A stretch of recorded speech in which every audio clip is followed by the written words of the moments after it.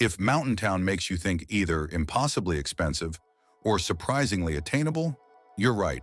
Both realities exist, often just a couple of valleys apart. Prices don't float randomly. They're the visible outcome of a few stubborn forces. How much land is actually buildable once you subtract mountainsides and public acreage?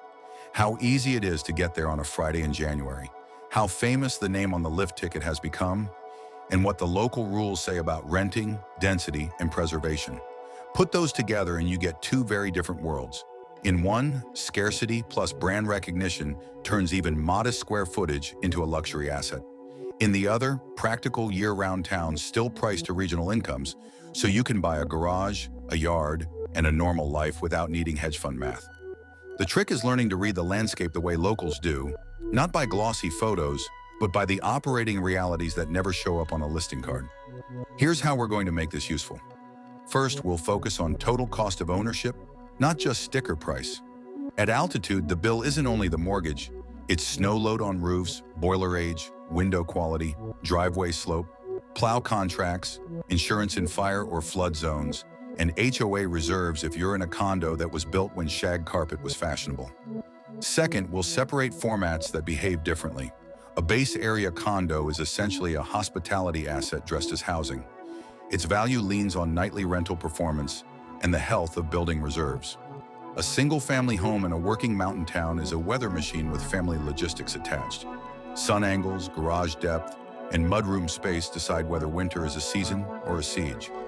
Third, we'll be honest about access in airports. Seats or supply. A tiny delay-prone airport or a storm-sensitive pass amplifies scarcity and props up prices. A surprisingly well-connected runway can flip a sleepy town into a magnet almost overnight. We'll also keep the buyer's reality front and center.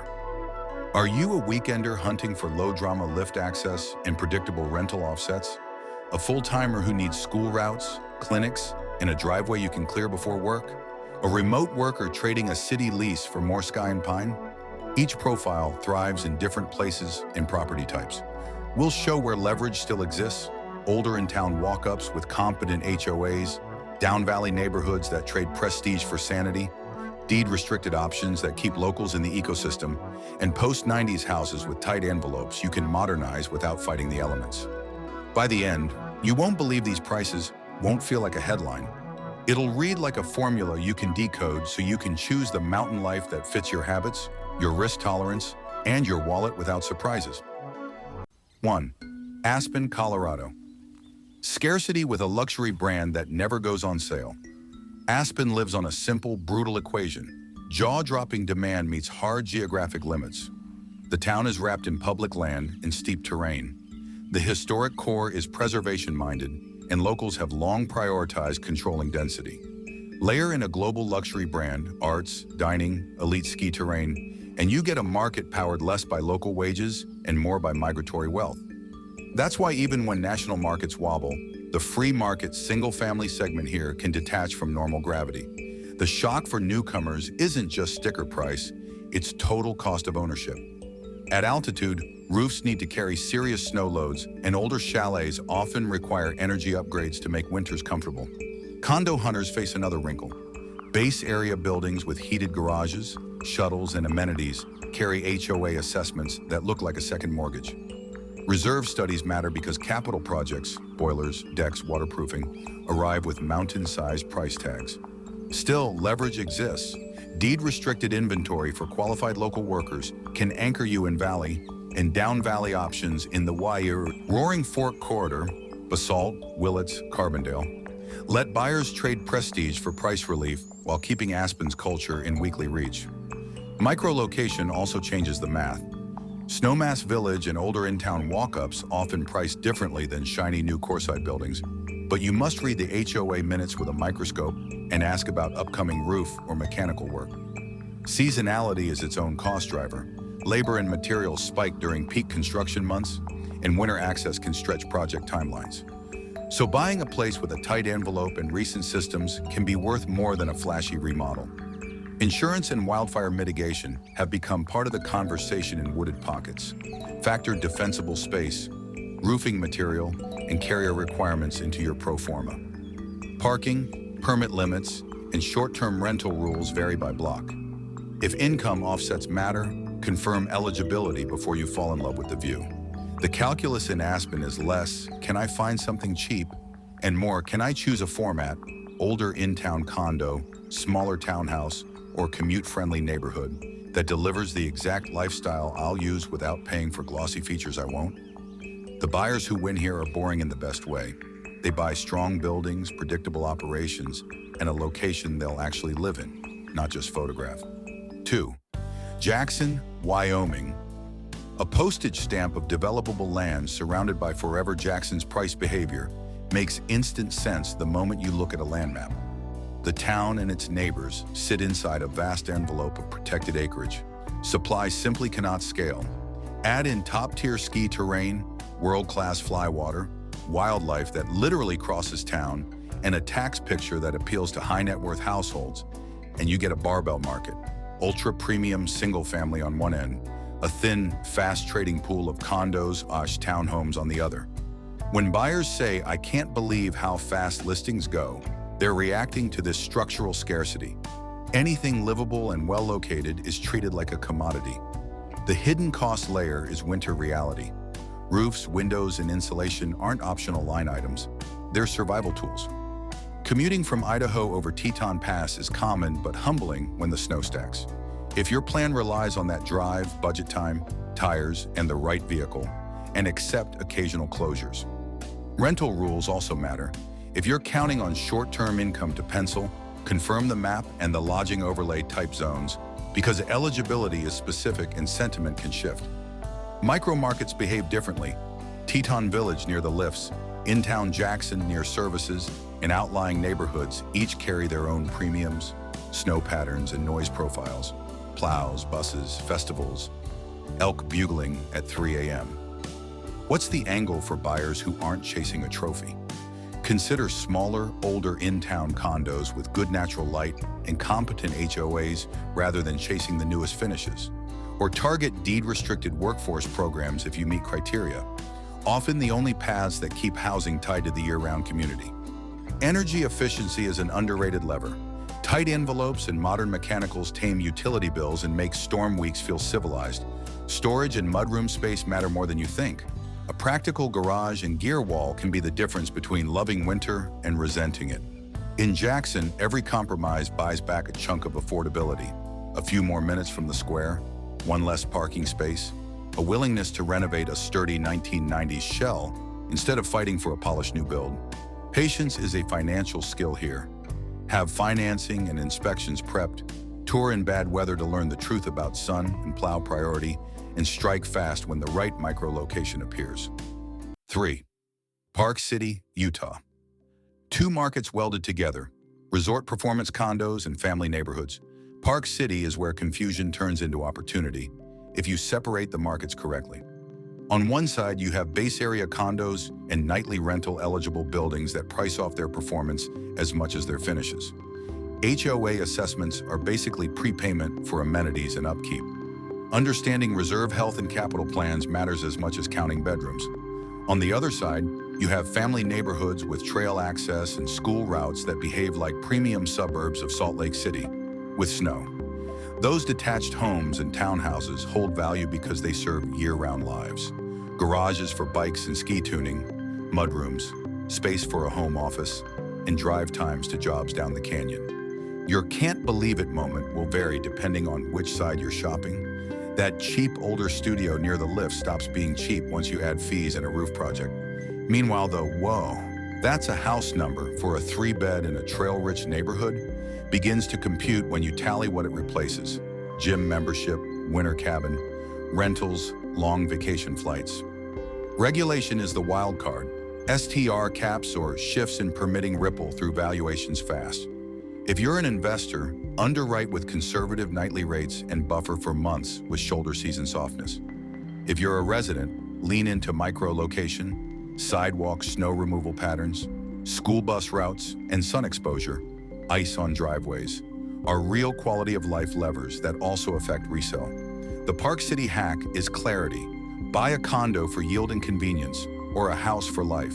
Straddling both usually means overpaying for one purpose and underusing the other. 4. Whitefish, Montana. Lifestyle arbitrage powered by access and a fast brand flip. Whitefish used to be shorthand for rail yards and timber.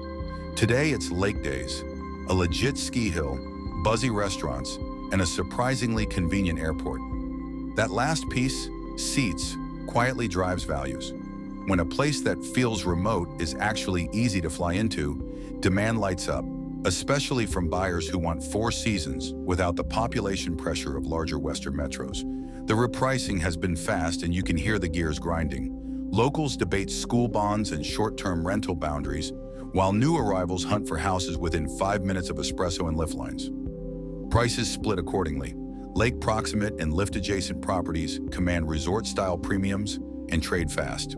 Just outside the ring homes look friendlier until you factor winter commute friction, fuel costs, and the reality that many buyers won't happily add a snowy 20-minute drive between them and their powder mornings. Total cost can surprise here as well.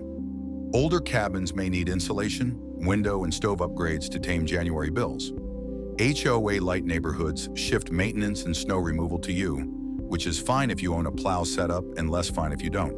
If you're value hunting, look for structurally sound 1990s and early 2000s builds that lack magazine-ready kitchens. Those often sit just long enough for a fair negotiation and give you a warm, tight envelope you can modernize over time. Whitefish rewards decisiveness, well-located listings don't linger, and punishes brochure thinking. Visit in March, slush and July smoke, as well as Bluebird February to sanity check your love affair. 5. Mammoth Lakes, California. Remoteness that contains the bitter pool, snow loads that tax your budget. Mammoth is the classic California paradox. Close on the map, far in real life. The Sierra makes you earn it with long drives and real winter. That remoteness is a double-edged sword. It prevents the feeding frenzy seen in some 70 and Wasatch markets, so certain formats, especially older walk-up condos, can look sane on price per door. But the mountain punishes deferred maintenance. Many condo buildings date to earlier ski eras and require coordinated capital projects. Siding, stairs, decks, and roofs that can shrug off Sierra storms. HOAs here aren't a nuisance. They're how the asset survives. If the reserve study is thin, you're inheriting a future assessment. Plan for it. Insurance is another X factor, not just for fire, but for older construction quirks that carriers scrutinize across the West. Base lodge adjacent units with strong winter demand and car-free access to lifts fetch meaningful premiums. Farther out places work best for owners who embrace the logistics. Plow contracts, cold start reliability, and a real mudroom culture. Investors need discipline, underwrite with conservative nightly rates, price in a management cut, and recognize that shoulder seasons are real. End users should tour on a storm day to understand which stair towers glaze over, where wind loads drift snow across driveways, and which routes see the earliest plow passes. The Mammoth advantage is that you can still enter the market without selling a yacht. The price of admission is learning the operational rhythm of a high-snow Sierra town and budgeting for it like a pro.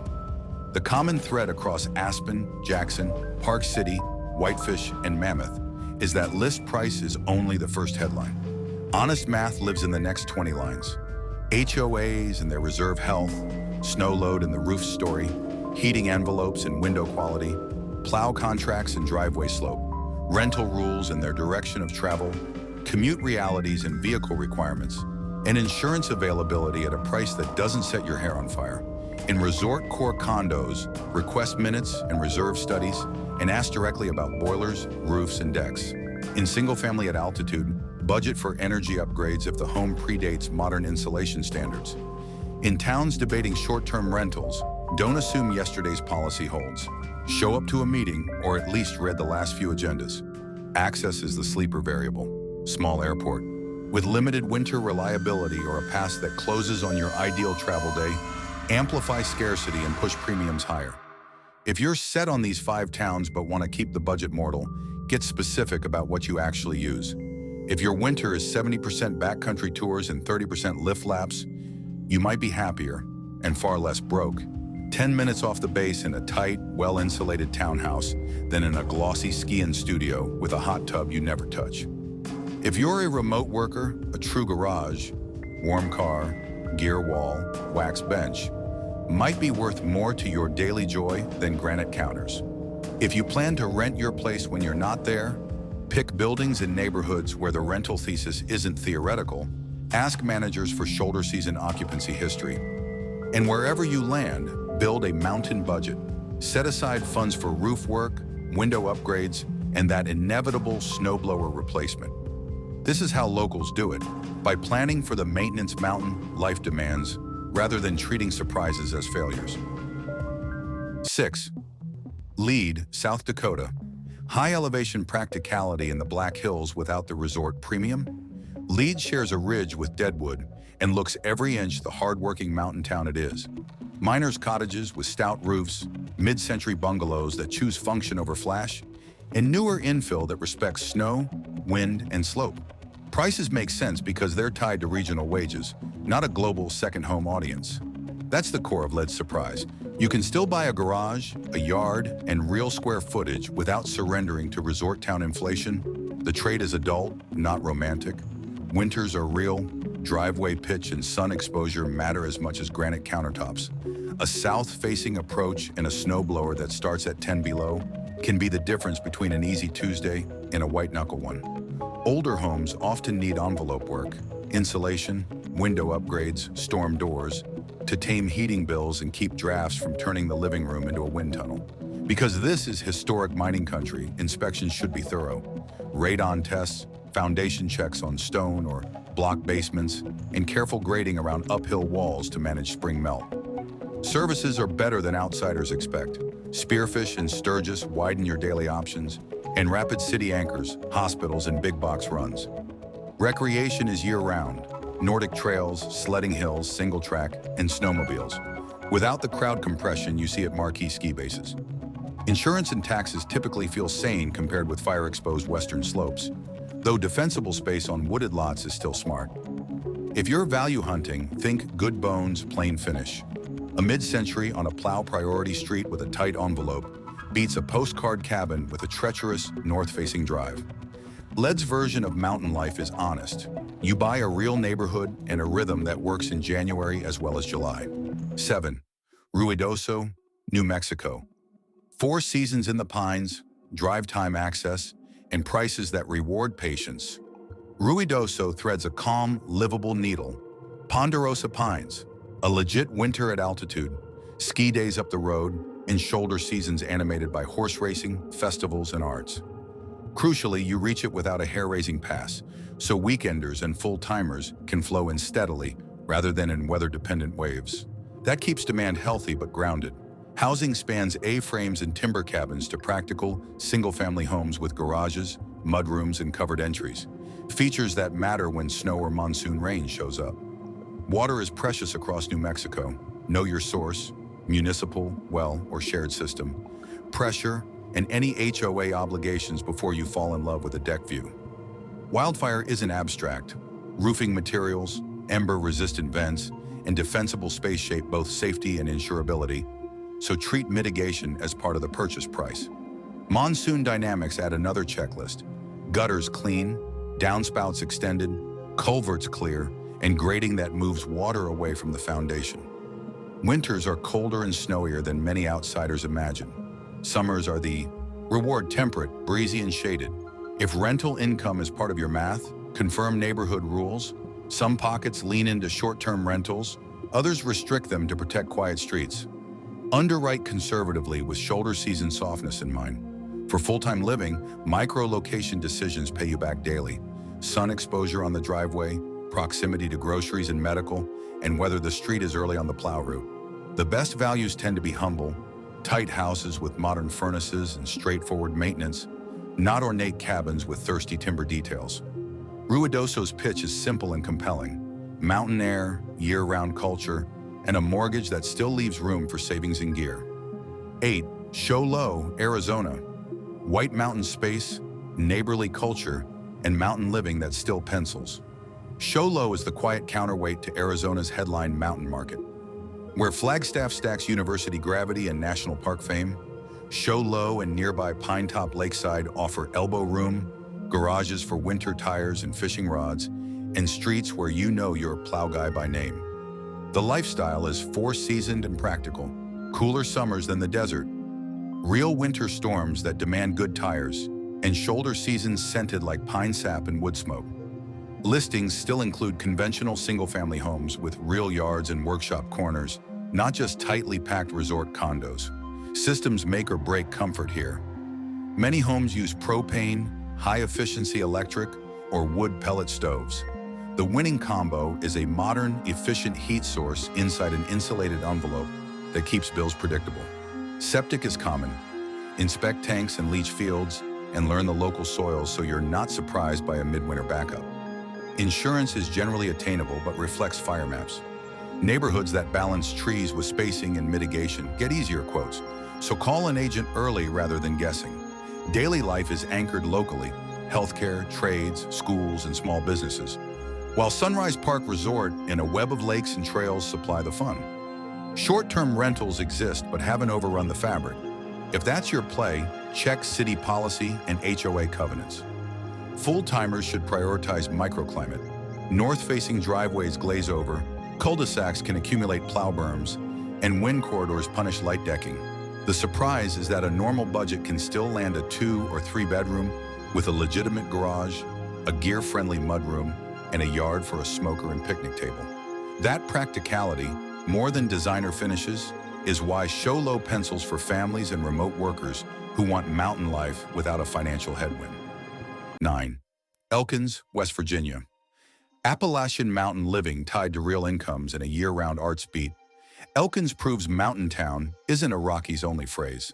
Framed by ridges and the Monongahela National Forest, it blends rail trails, rivers, and winter cross-country networks with a small college and arts scene that keeps the calendar hopping when leaves are off the trees.